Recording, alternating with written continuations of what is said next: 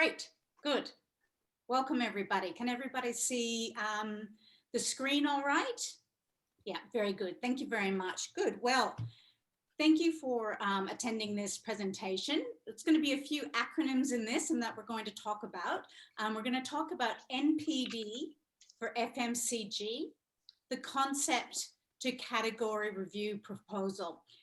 By the end of this, you'll understand exactly what that means. So I just ask you to put yourselves on mute unless you're talking. It just makes it a little bit easier for the presentation.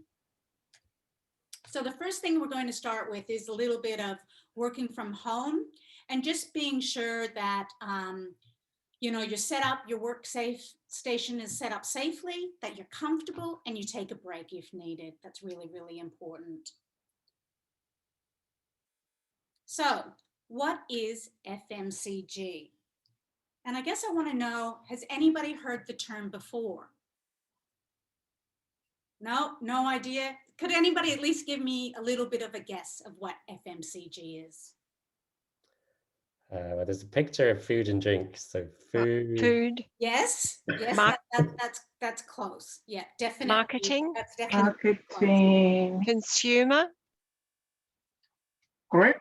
Groceries. So we go and we have a look. FMCG stands for fast moving consumer goods.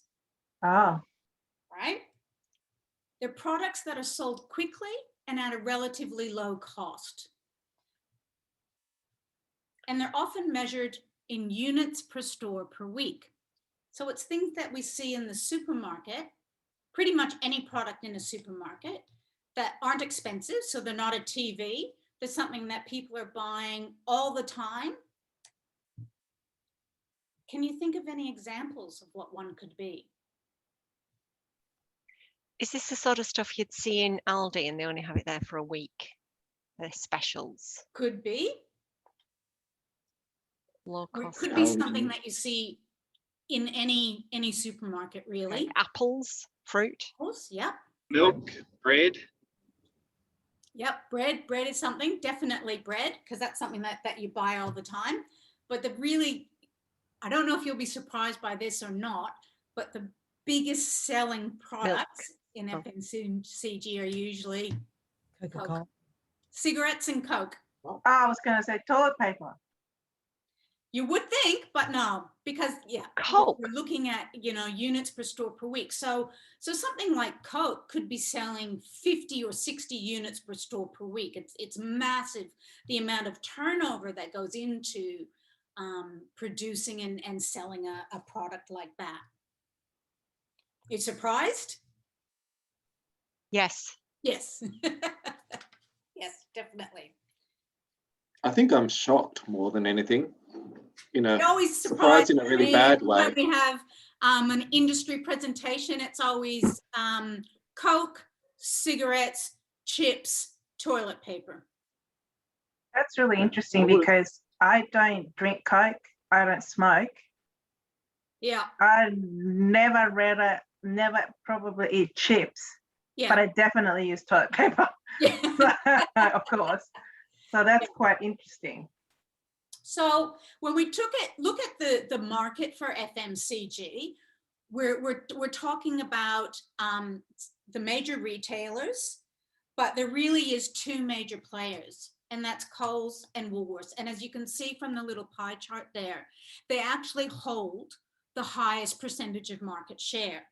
And that's something that's really important to understand in Australia, because that high percentage of market share gives them a really high amount of buyer power.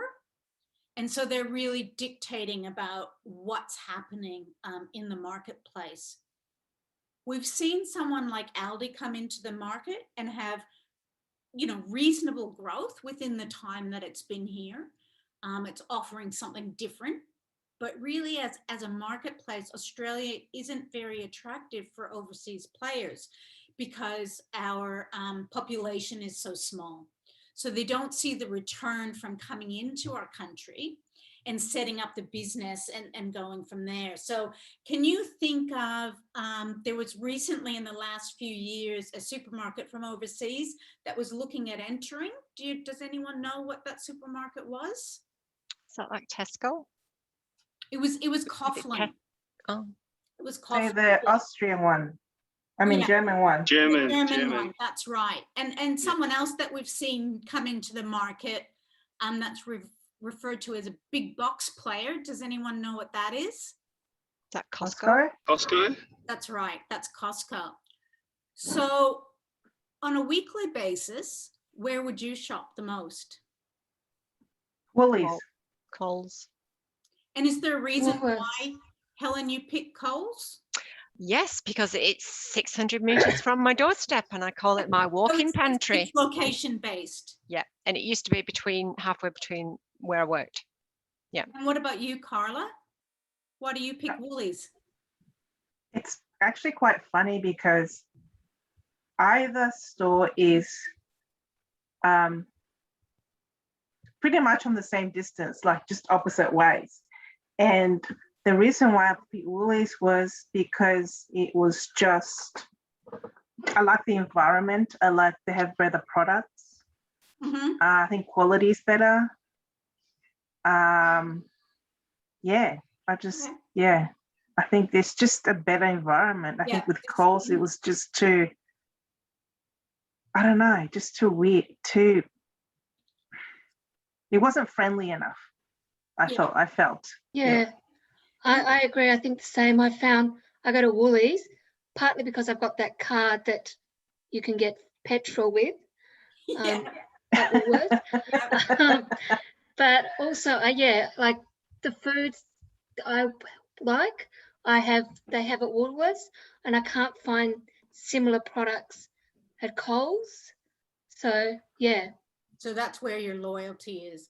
And Yeah. something that's really interesting with Aldi coming into the market is that they haven't really taken away market share from Coles and Woolworths, but where they have taken market share away is the smaller IGAs who are actually really struggling at the moment to really meet what customers are wanting. So the next acronym for us is what is NPD? Does anybody know what you think that might mean? Would it be in non-perishable something? Non-perishable. Something product. Yep.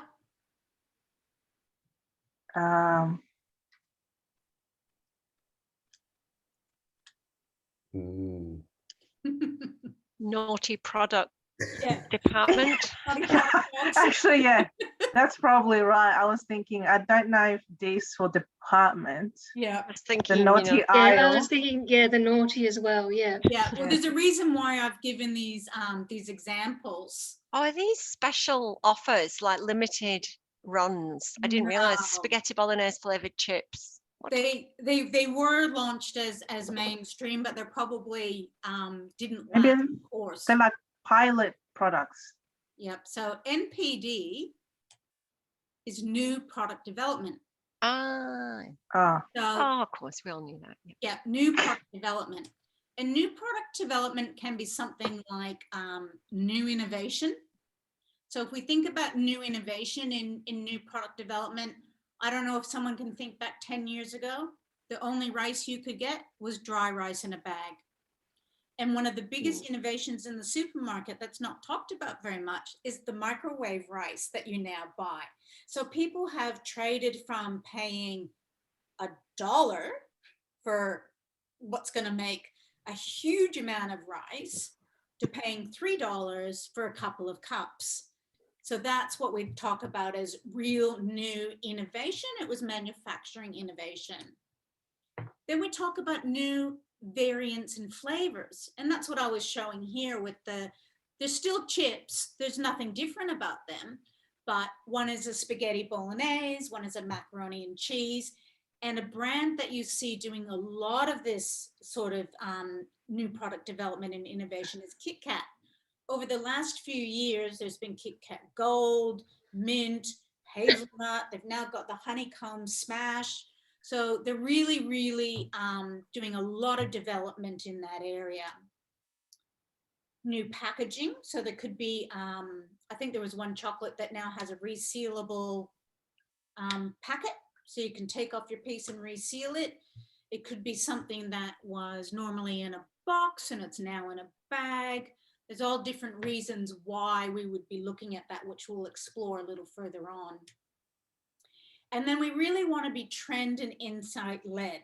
We want to know what people are wanting and what's happening around the world, and develop our NPD based on that. And we really want to be consumer driven. So we want to be consumer led. We don't want to be pushing products at them. We want the consumer to want the product and already be desiring that. Can you think of any new products that have come out recently that you really like? Did I think there's a lot of Shapes? salted caramel come out. Oh, the popcorn's nice. Popcorn, yeah. Did Shapes do Australia Yep, they Shaped. did a special Australia shape. shaped for But I think Australia if you're Day around and Vegemite Australia Day- flavoured? Yeah, so all those things, you know, when you think about it, they don't really seem like a big deal, but from a manufacturing point of view, they're actually quite complicated to change a shape of something like that in a factory. So why do we want NPD? Well, it's really, really important. Has anybody ever heard of the product life cycle before? No. Product life cycle is products, it's a bell curve, and products enter the market and they start off slowly, and then people try them, and then they get sick of them, and then the sales drop off.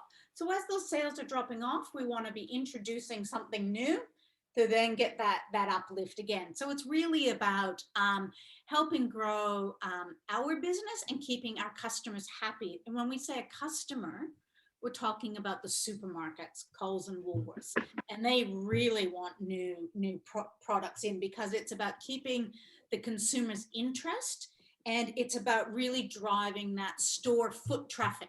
Okay, that's people coming in the store. So someone like Helen going to Coles, but oh, there's something new at Woolworths. I'm going to go to Woolworths. You might start shopping there. And Carla might be the same thing. Coles has got something, they only have it. So I'm going to go shopping over there. And then I might change and shop there. So it's this dual, if you like, going on all the time about getting the consumer's interest. So I've got a little video for you here about what do we think about when developing new products. Now, I don't know if anybody knows Jimmy Rees, but I think he's absolutely hilarious. So I'm just going to play this for you. It's going to go for about 3 minutes. Hello sir, I've got a new list of products here. What should we put strawberries in? Put it in a little box that you can see through. Okay, and blueberries. An even smaller box that you can see into. Okay, and broccolini? Just put a little elastic band around them. A purple elastic band, it must be purple. Right. Oranges? A net. Potatoes. A sack. Lemons. They can get them themselves. Grapes. Just a little plastic bag with little handles on it. Pumpkin. Chop it up and wrap it in plastic. Mushrooms. A paper bag. Okay. Yogurt. Put it in a tub with a little paper lid. Jam. Put it in a glass jar with a metal lid that goes pop when you open it. Okay. Vegemite. Put that in a glass jar too. With a little lid that goes pop too? No. A plastic lid. Right, okay. Milk. A waterproof box with a little triangle at the top. And how will they open it? They'll figure it out. But if it's over a litre, put it in a plastic bottle with a handle and a plastic lid. Yeah, do that. Juice. That can go in a waterproof box too. With the triangle at the top, sir? No, what are you, stupid? How would they get into it? Put a little circle lid there that they can twist off. And what if it's over a litre? Put it in the plastic bottle with the handle? No, people who drink juice don't need a handle. Just make it a bottle with no handle. Right, tomato paste. We'll put tomato paste in a yogurt tub, but with an aluminium lid, not a paper lid. Chips, a bag. Flavoured biscuits, a bag. Wait, and then put a bag in a box. Right, snap-lock bags. We'll put them in a box. Storage boxes. We'll put them in a bag. DVDs. Put them in a plastic box that doesn't break. CDs. Put them in a plastic box that does break. Sliced white bread. Plastic bag. Gourmet bread. Paper bag. Tomato sauce. Put it in a bottle in the shape of a cone. Soy sauce. Put it in a glass bottle with 2 openings. So if you tip it one way, it comes out, and if you tip it the other, it comes out too. Why not? Scissors. Wrap them in the hardest plastic you can find. The kind of plastic that you need scissors to get into. Tuna. Put it in the can with a little ring pull thing so you don't need a can opener. Beetroot. That can go in the can too. And I'll add the little ring pull thing so you can get into it easy. No! You need a can opener to open the beetroot. Long life milk. A waterproof box. Triangle bit like the milk, or with the little lid like the juice. No! They have to make a hole themselves. There we go. So what did you think of that? That's funny. Why do they do all these weird packaging? Yes, Kind yes. of realize. Yeah. So that's that's true. what I was going to touch on next. I really wish it was that easy that you just said, you know, it'll go in this. Unfortunately, it's not. It comes down to costs a lot of the time. It comes down to the supermarkets and what they require and the way things are displayed on shelves. But above all, it comes down to consumer perception. So you would be really surprised what people say they want, or what people say they want and what they actually do, because they're never the same thing. So I'll give you an example of something, a product that's out in the market, which is Nobby's nuts. So you'll know Nobby's peanuts, etc. They're seen as a premium product. I can tell you they're no different than any other peanut that's out there. They're in a foil bag because the consumer perceives that to be better quality and keeping the nuts fresher. Though if you do any scientific technical testing on that, that's not the case. But they're going to pay more for that because that's what their perception is. So that's why you often end up in these situations where you have, you know, ridiculous packaging or novelty packaging, because that can be, that's something that there's a lot of innovation in, and people go, oh, wow, that's really interesting. I'm going to try that. What do you think is the most ridiculously packaged product that you see in the supermarket? I think often I like think some of them fruit, vegetables. I think someone said the same thing as me. I was going to say vegetables and fruit. What did you Yeah, say? the fruit and the vegetables. The fruit and the vegetables. Yeah. Yeah. Yeah, definitely. And you know, when you buy things that's already in a plastic bag, and that's not really necessary. But again, that will come down to probably display, probably about you know, the shipping and getting that into store and how things are stored. That's really often got a lot to do with things that you would be surprised, because you know, things get squished or they go moldy, or you know, there's different reasons why there's all that different type of packaging, and there's quite a lot that goes on behind the scenes about that, in terms of shelf life, especially in shelf life testing. So they do things called accelerated shelf life testing, which is, you know, we won't get into that today. I'm having a problem with one of my slides there. Hello. Okay, so what things do we think about when we are developing NPD?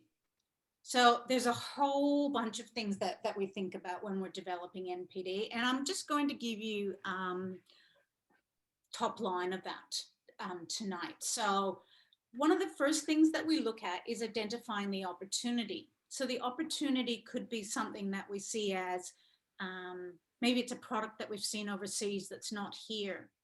Maybe we have a manufacturing capability that will be able to offer a good value with the product.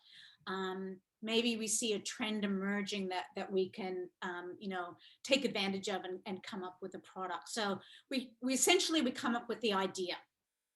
And lots of people think that by having a good tasting product, that's it, that's all you need. But unfortunately, that's not the case at all. Because so we look at, we have our idea, and then we do a market analysis, and we look at what the competitors are doing, what the other brands are doing. And when we look at what those other brands are doing, is we would look at the products that they have, the type of packaging it's in, and the price that it's selling for. And I'll give you another little hint about the industry. So there is a muesli out there that is a major brand that has a female's name on it. You probably know. No one. Carmen's. And then there's muesli out there in Aldi. I can tell you 100% the Aldi product is a higher quality, but it costs half as much. Now there's reasons for that, and that's around the marketing positioning of the brands. So it's really having that understanding of that.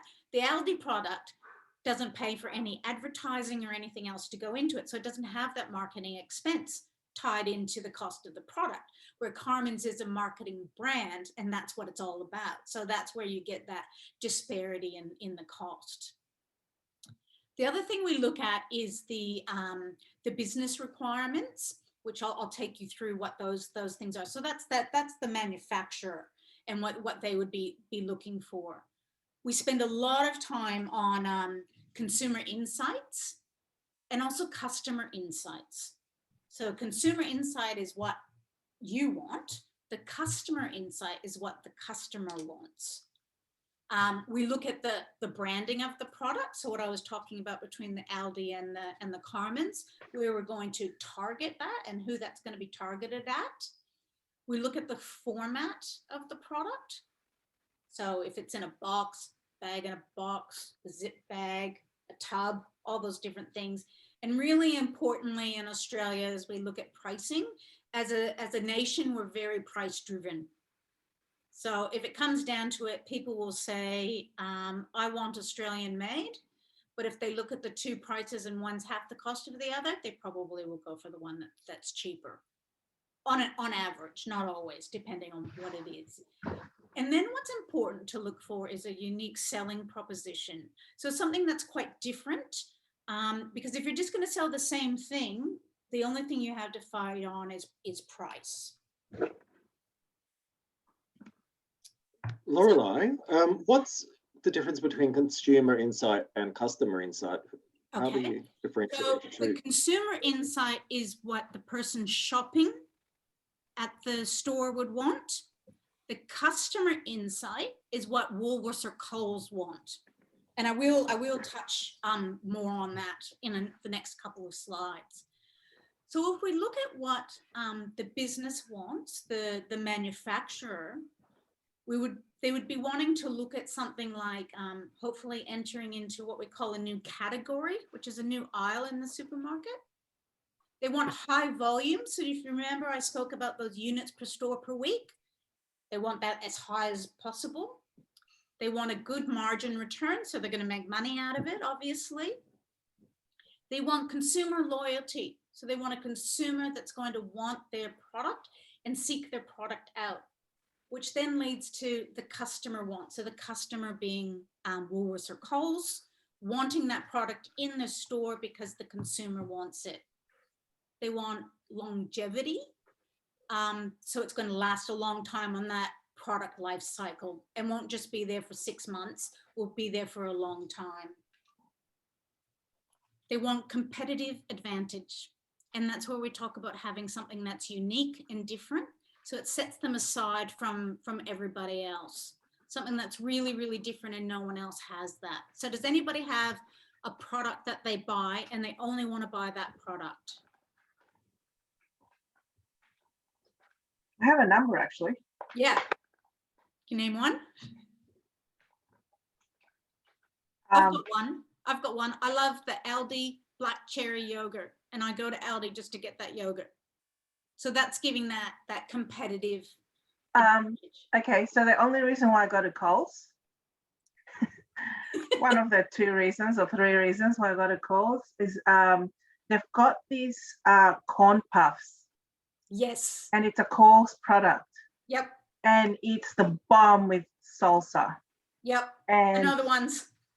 oh yeah, Yep. That's and they're really hard to come by as well. So yeah, that's the only Yeah, I reason know the why ones. I know walked into exactly. Coles. And then you want to be innovation led. You know, that's really. And I've put an image there of a project that I've worked on. It's under a different brand name, but the packaging is the same, and it's launched in supermarkets just in the last 2 weeks. So just to give you an idea of, that's a concept that was presented, and now it's out in supermarkets about 6 months later.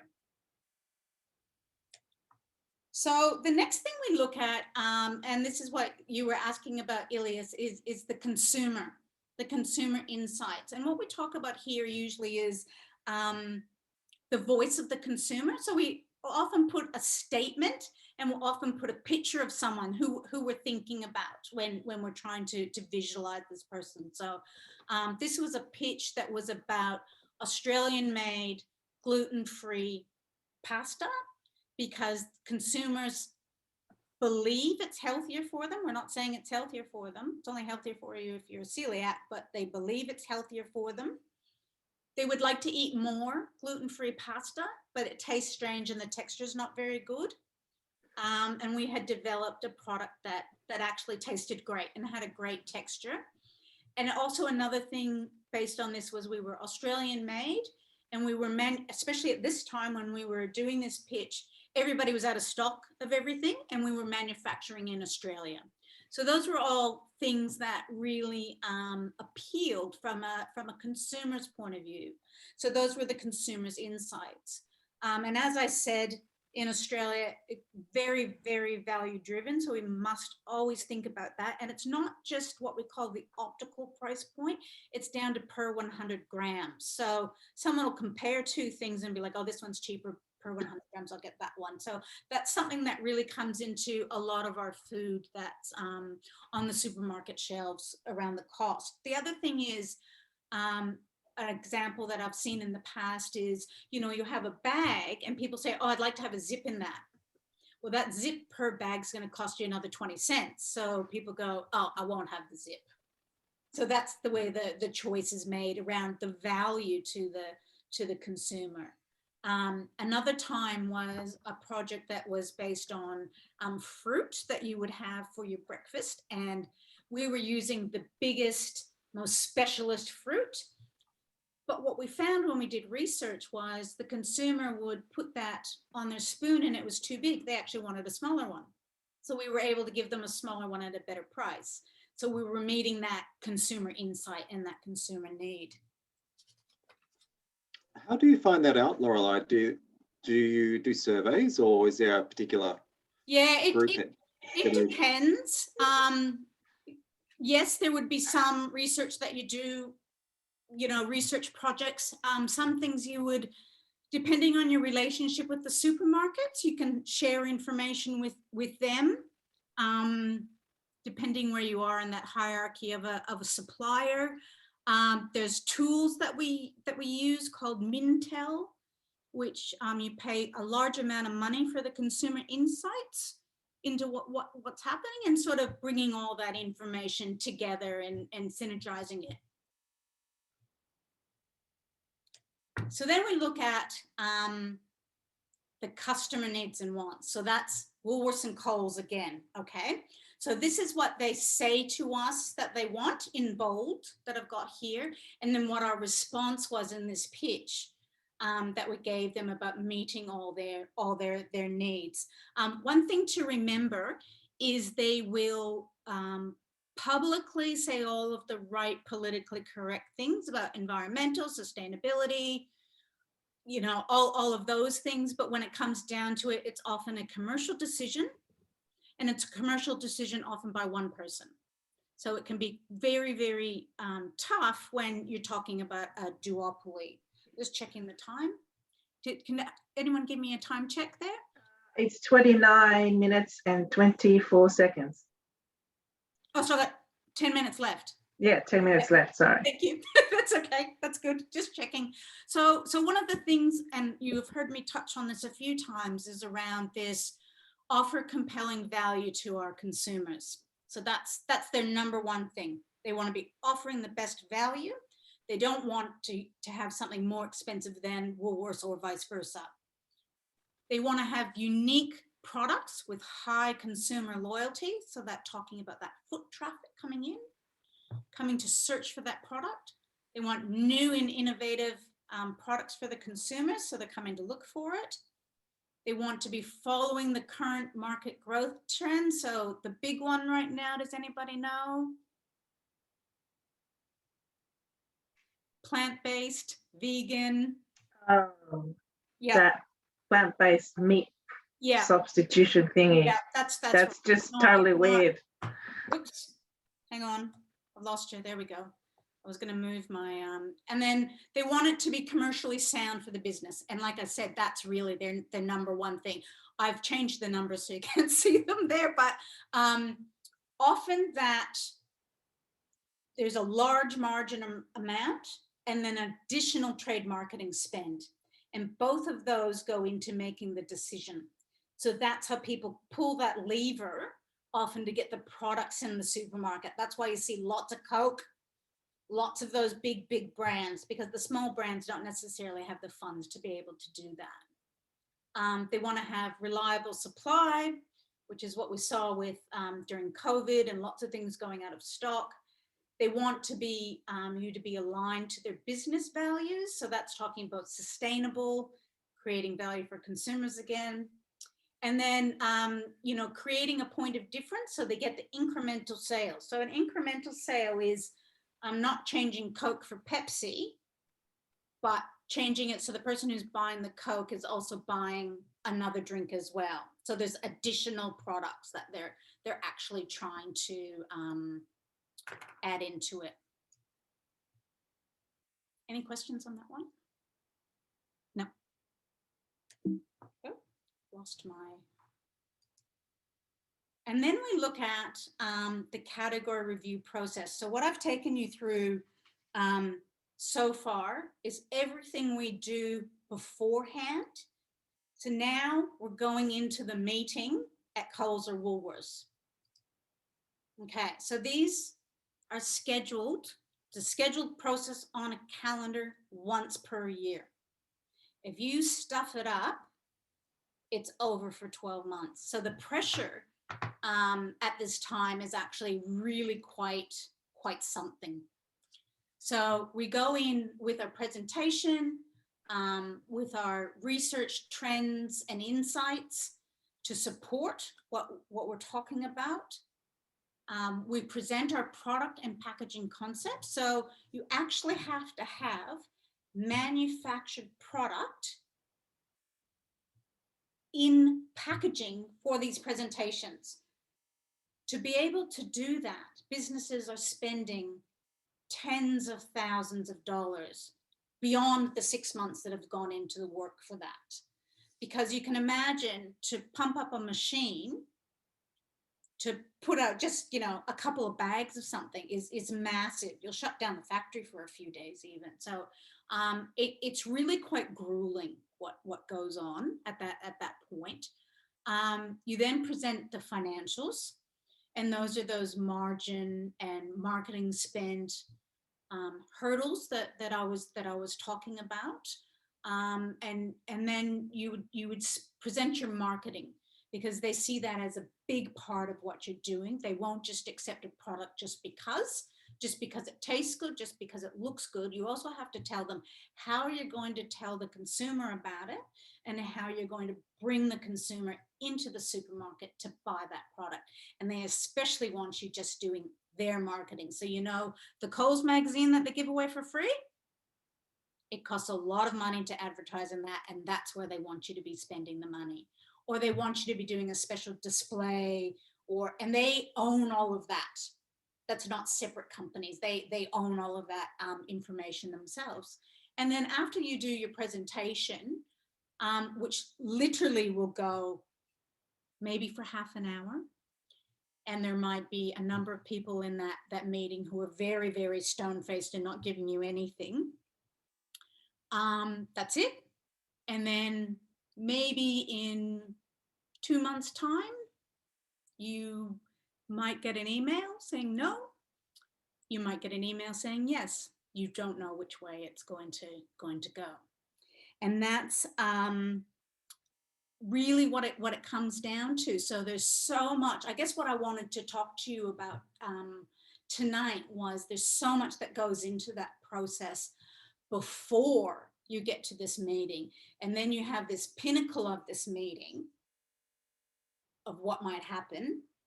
And then next time we meet for part 2, I'm going to talk to you about what happens if you're actually successful and you win the business and you need to commercialize that and get that out to store in time, because that's a whole nother a whole nother ball game of different things that can happen and what goes into it, and quite a different team that's involved. So I wondered if anybody had any questions. That's the end of my presentation at this stage. Yeah, I had one too. With the decision making, do you know if it's just the whim of the purchaser, the buyer saying, or is it what influences their decisions, do you think? Yep. So it used to be very much, I've been working in the industry for a long time. It used to be very much based on a whim, but as they've become more professional, there's certain criteria that they need to go through. And I would say that Woolworths is more professional than Coles in that sense. There still is a lot of relationship that can have influence on what's happening there. And at times, it can go to a more senior buying team. So what they have to do is they make their decisions, and what they'll do is a mock layout, which is they pretend to make the shelves up, and then the senior management in the supermarkets will come through and have a look and question why those products are going in, or why another one is not.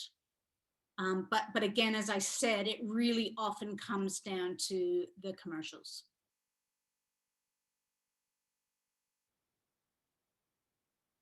Good. Well, how are we going, Carla? 3 minutes. 3 minutes. Okay, I think we're all right there then. Look, I really appreciate your time tonight. I hope you found it interesting. It's, as I said, it's an area I've worked in for a really long time, and I've been really quite passionate about innovation in food in Australia.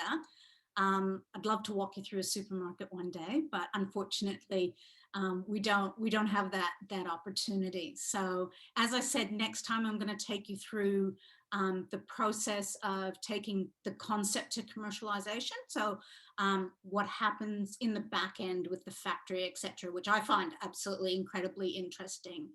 And I could ask you that on the email that I sent out, there's a survey form to fill out, and I'd appreciate if you could do that. Great.